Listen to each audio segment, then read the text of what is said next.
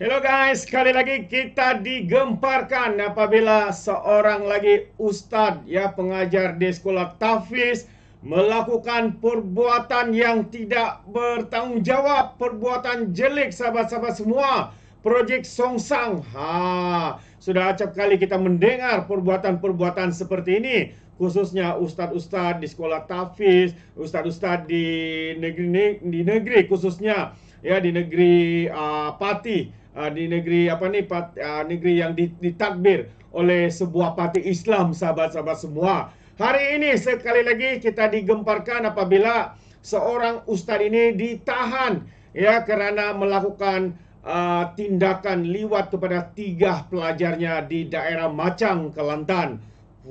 Apa sudah berlaku sahabat-sahabat semua? Baru-baru ini kita dihebohkan dengan perkara yang sama. Sekali lagi ia berlaku di negeri mana sahabat semua? Di negeri kerajaan yang ditadbir oleh sebuah parti yang namanya sebagai Parti Islam se-Malaysia, sahabat-sahabat semua.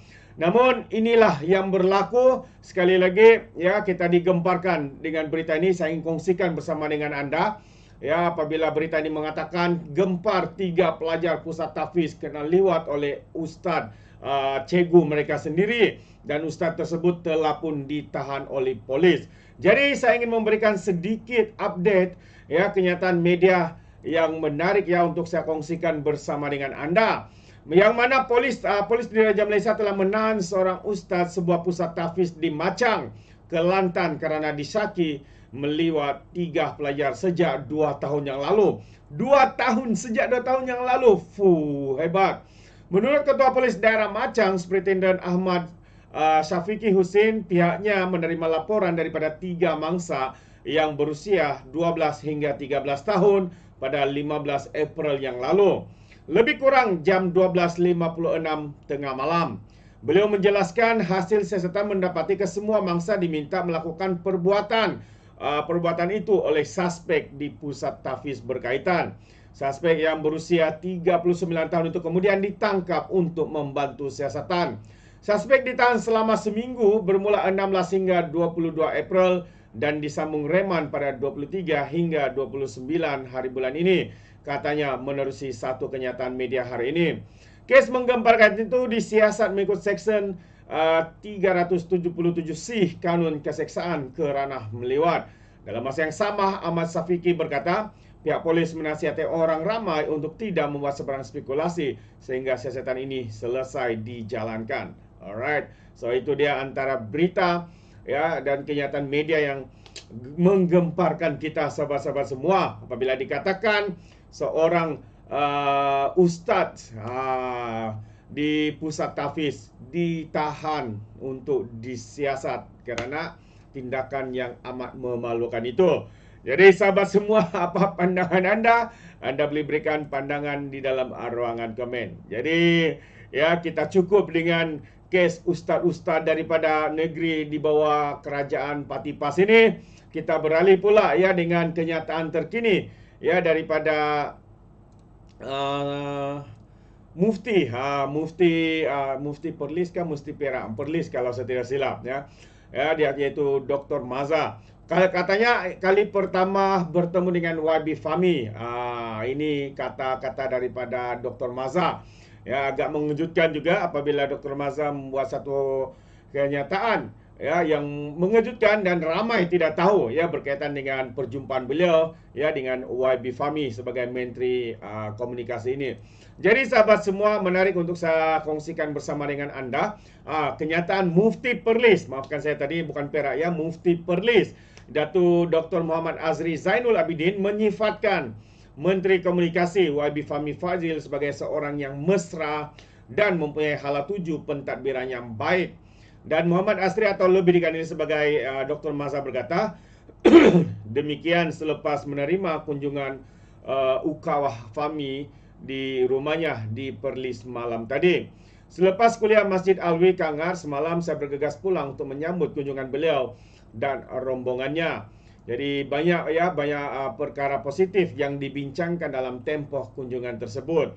Katanya lagi, semoga Allah merahmati usaha baik beliau, tulis Dr. Maza dalam satu catatan di Facebooknya. Untuk rekod, YB Fahmi yang juga ahli Parlimen Lembah Pantai dipilih sebagai Menteri Komunikasi dalam Kabinet Kerajaan Perpaduan pimpinan Datuk Seri Anwar Ibrahim pada 2 Disember 2022. Dan pada 31 Januari, YB Fahmi juga dilantik sebagai Ketua Penerangan PKR, dilantik menjadi jurucakap Kerajaan Perpaduan untuk berhadapan dengan pihak media. Dan bagi saya setakat ini, walaupun ramai yang mengkritik YB Fahmi, ya, tapi hakikatnya bagi saya YB Fahmi telah pun menjalankan tugasnya sebagai individu ya yang bertanggungjawab, ya, yang bertanggungjawab untuk menjadi jurucakap ya kepada pihak kerajaan. Itu dia. Dan saya percaya ini adalah satu ya tanggungjawab yang agak berat, tapi kita boleh nampak YB Fahmi dapat melakukan dengan baik. Kalau kita tahu juga beberapa hari ini ya serang menyerang ya antara YB Fahmi dengan MB Lato-Lato yang hanya pandai membaca untuk mengumumkan projek-projek mega, tapi tidak ada satupun yang berjaya. Dan apabila Sanusi membalas, hari ini sekali lagi YB Fahmi memberikan kenyataan. Katanya Sanusi ini sembang banyak, tapi projek di Kedah banyak yang tidak siap. Oh, panas kenyataan balas daripada YB Fahmi. Betul juga ya. Apa yang kita tahu, apa yang diumumkan oleh MB Lato-Lato ni semuanya tidak pernah siap. Semuanya terbangkalai. Semuanya janji tinggal janji. Orang cakap janji manis lah ya. Jadi Menteri Komunikasi YB Fahmi memberi saranan kepada Sanusi supaya menjalankan tanggungjawabnya sebagai Menteri Besar Kedah berbanding menyibuk dalam hal negeri orang lain. Jelas YB Fahmi lagi masih banyak projek di Kedah yang belum diumumkan oleh Pengarah Pilihan Raya Perikatan Nasional itu, namun tidak ya sebelum ini diumumkan ya, bukan tidak. Dia banyak projek yang telah diumumkan oleh Sanusi ini, tetapi tidak ada satupun yang berjaya disiapkan sehingga hari ini, kata YB Fahmi. YB Fahmi yang juga cakap Kerajaan Perpaduan turut berpendapat bahawa Sanusi lebih banyak meluangkan masanya untuk bercakap daripada menjalankan tugas dipertanggungjawabkan ke atasnya. Situasi ini dikatakan berbeza dengan Datuk Seri Amiruddin Sari selaku Menteri Besar Selangor yang berjaya menyiapkan kebanyakan projek yang diumumkan, khususnya berkaitan pembangunan di negeri tersebut. Jadi saya rasa Sanusi sibuk tentang negeri lain, lebih baik menyibukkan diri dia untuk menyiapkan berbagai projek yang telah beliau umumkan di negeri Kedah, sama ada projek litar atau apa saja. Dia ni memang semam banyak, tapi projek yang tak siap banyak. Berbezalah dengan Menteri Besar Selangor, kata YB Fahmi. Beliau umum projek pembangunan dan kita sudah lunas dan tunaikan. Jadi Menteri Besar Kedah ini sudahlah dia ada kes hasutan melibatkan Tuanku Sultan Selangor. Jadi saya rasa diam sajalah Sanusi, kata Fahmi memetik laporan Malaysia Kini. Respon ini diberikan Fahmi bagi mengulas kenyataan Sanusi ya mengenai pilihan raya kecil PRK di Selangor yang membabitkan kawasan Dewan Undangan Negeri di Dun Kuala Kubu Baru. Itu dia. memang terbaik ya, pedas ya apa yang dikatakan oleh YB Fahmi ini, tapi lebih pedas lagi tindakan daripada seorang ustaz di sekolah tahfiz, di mana berlaku sahabat semua di Macang, Kelantan. Itu dia. Jadi apapun, terima kasih. Sampai di sini saja.